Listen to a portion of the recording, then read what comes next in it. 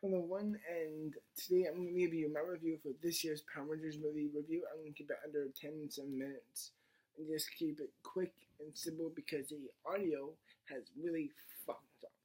The mic for this is kind of buggered, yeah, I'm kind of pissed about that. I do apologize for the recent lack of videos, even though I should have done some because of some really great trailers recently have dropped by. But recently, I'm just going to give you my review, um, my very quick review of this year's Power Rangers movie.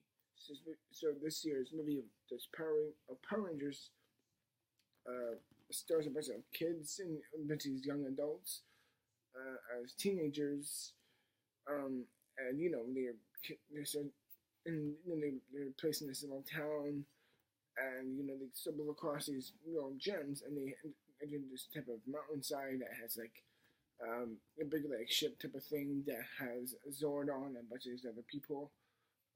Zordon and it's voiced by Bryan Cranston.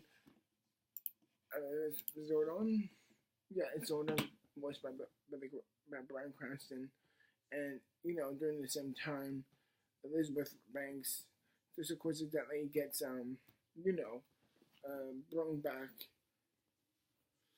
Um, Elizabeth Banks plays a villain with a repulsor and Bill Hader voices, and there's a mocap for Alpha 5, the robot who trains these bunch of kids in this movie. So yeah, these kids after find the villain with the repulsor played by Elizabeth Banks. Okay, so here's what I really do enjoy about this movie a ton, or at least my favorite thing about the movie, and that is easily the kids. The performances, especially for what you would expect of a Power Rangers movie, which is known for its campiness. Either you've seen the show or not. Like, personally speaking, when I grew up, I never seen anything Power Rangers related for me, at least. Even as a kid, I was like, I'm not. No, it's like that seemed way kind of just stupid for my taste. Alright, so I was gonna burp.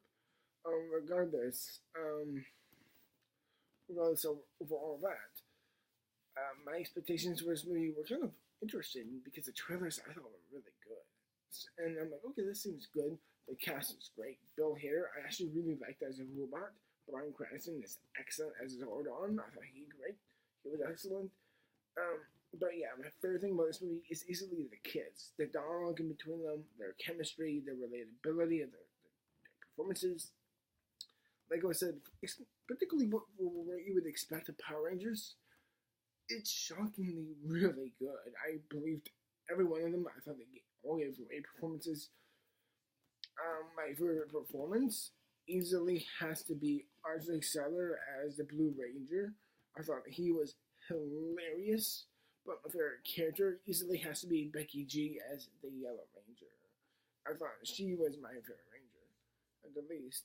And they all did equally a 5-part excellent performance. I wouldn't say okay, not excellent like they're no Marlon Brando or anything, but even like I said before, that we all expected, they were all really great.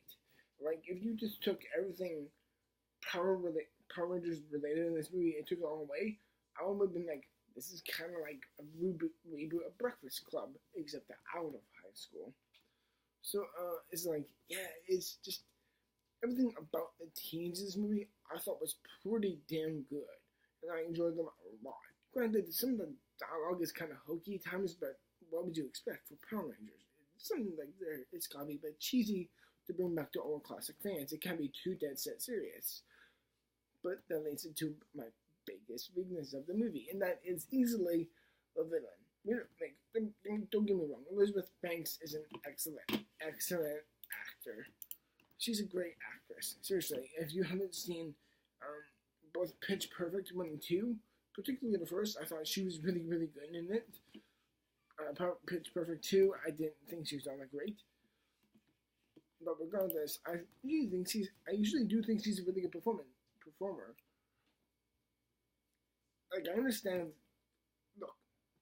there's something in this movie that's gotta be a bit cheesy and or ridiculous to bring back the old fun corniness of the original of the original Power Rangers. But this, granted, it never really took me on the experience. But there's a long moments where I was just like, oh, this is a special type of ridiculous acting here. Like, this is something I am like, oh my god, like I couldn't believe how corny it was. How bad it was.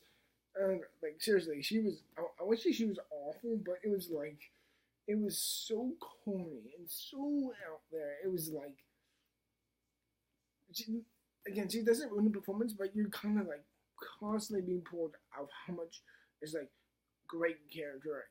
It's like great characterization. You're going to the backgrounds, seeing why you don't really trust each other. You still, it's like you still don't know all about them, but you still understand why you can get a grasp on them. Oh, it's so interesting and fascinating. It goes to the villain.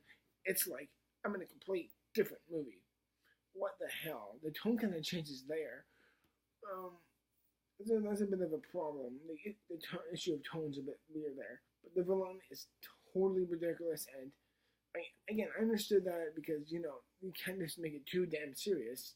You can have, like, this can't go far enough dark brooding, but it's like you need some kind of silliness to be there. Now, thankfully, the action is good, but the effects are kind of bad. The effects are kind of crap. I'm gonna say that. There's a couple of shots where it's like, okay, that's not bad, but and the action, the way it's shot, is not bad as all. It's also not bad. The choreography is decent, but the effects. Like the first time you see the Power Rangers costumes, I'm like, okay, that's cool. But once you see them interact with the villains, like the first time you see them interact with the villainous type of characters, it's underwater. It's in this underwater cavern type of area, essentially, and it's like, okay, cool. It's alright. It's mixed in there with the water. That's an interesting setup. But once you get up to the surface, and it's like, okay, let's see it really in quality definition, and it looked completely messy. Granted, I could see the action fine, but it was like the essence of the CG just kind of got tossed out the window there, in my opinion. And I'm like, oh boy, that's kind of bad. Like, it's like, there's a couple of shots, like I said. First time you see the Power Ranger suits, it visually looks great. Although I hate that mouthpiece area where you can see like the engraving of the lip. Like that's like someone like me who has such a great eye, who like someone like me who loves designs of like practical costumes and of like layouts and designs, like stuff like that. It's like practically that looks horrendous. Like put like a mouth voice box over that. Like what Ultron looks like from the comics with that type of wave mech, type of almost like heartbeat type of look to it. I think that would have been cool. Just take away those lip designs. They look terrible in my opinion.